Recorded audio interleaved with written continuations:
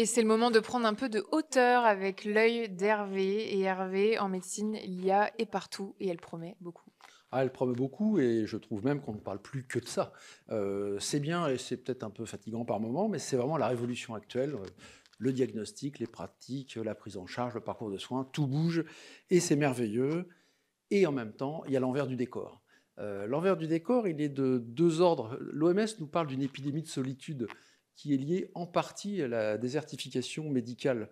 Donc c'est un joli paradoxe. La technologie s'emballe, l'accès aux médecins s'éloigne.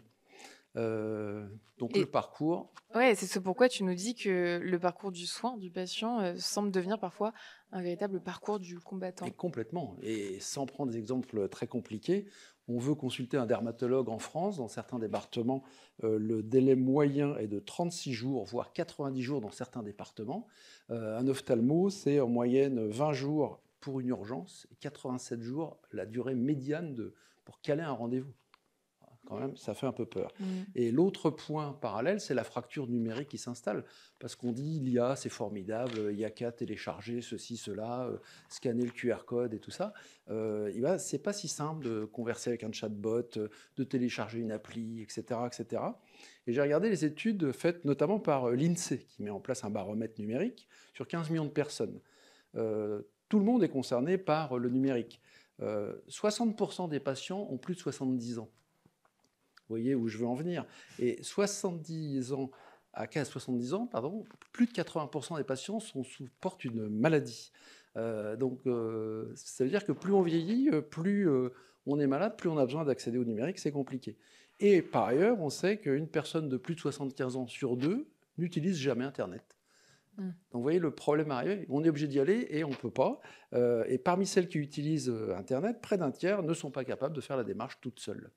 Ils ont besoin d'un aidant de leur fille, leur petite fille, pour dire, et c'est des trucs bêtes, hein, prendre rendez-vous sur Doctolib. Hein. Ça paraît simple, ça ne l'est pas tant que ça quand on a 75 ans et qu'on est malade et qu'on ne voit pas bien et tout ça. Et donc chez eux, le parcours de soins numériques devient un labyrinthe administratif et technologique. Ils s'y perdent et ils ont envie de pleurer. Donc c'est paradoxal aussi. L'IA nous rapproche de data, mais elle éloigne les humains. Voilà, donc on a des zones qui deviennent des formes de pansement numérique. Alors, autre réflexion parallèle que m'a inspiré ce sujet, c'est des mots qui changent de sens quand on change une lettre. En anglais, on a deux mots qui ont presque le même sens, c'est le cure et le care. To cure, n'est-ce pas, c'est guérir, et c'est vraiment la médecine de la maladie. Donc c'est là où on va parler de l'IA, des avancées technologiques, le diagnostic, le traitement, et tout est vrai, et c'est formidable. Et dans le parcours de soins, c'est clairement tout ce qui peut être augmenté grâce à l'IA qui va être intéressant. La chirurgie, le diagnostic, on en parlait juste avant, tout me va bien là. Le care, c'est autre chose. Care, c'est prendre attention à la personne, l'écouter, vraiment prendre soin d'elle. C'est la médecine du malade. Il va bien falloir qu'on arrive à réconcilier le cure et le care.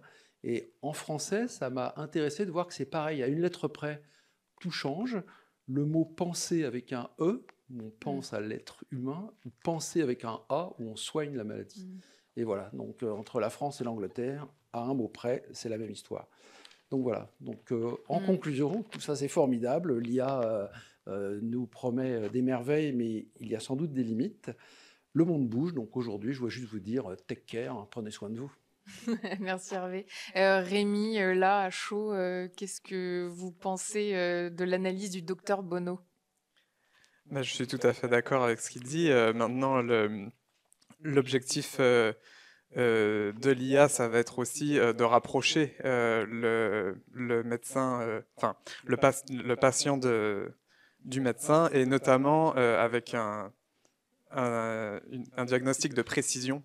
On va avoir une médecine de précision qui est bien plus spécialisée pour le cas du patient en Mais comment particulier. éviter justement que cette technologie, aussi prometteuse soit-elle, n'éloigne les patients finalement? Le sujet, c'est Est-ce que c'est... le délai de mise en place. L'IA, c'est une explosion, une révolution. Évidemment, des jeunes geeks comprennent tout, et voilà. Mais le sujet, c'est que les malades, ils n'ont pas 23 ans, ils n'ont pas fait un MBA en intelligence artificielle. Mm, mm. Ils n'arrivent pas à se connecter à Doctolib. Quand on voit ça, on voit la fracture numérique, et l'IA, c'est bien, mais ça devient aussi complexe. juste l'interface, quoi. Oui, bien sûr. Mais, enfin, pour moi, il y a une différence entre le numérique et l'IA en elle-même. Donc, l'accès au numérique, effectivement, pour les patients dans leur parcours de soins, ça peut être un frein.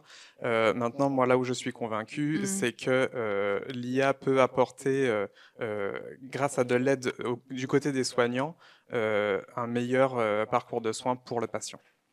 Merci beaucoup, Rémi. Rémi Perret, Head of AI chez Prima. Merci d'avoir répondu présent. Merci à toi, Hervé. À dans 2 semaines. Ah ben, volontiers, c'est passionnant. Et on fait place à la pépite santé.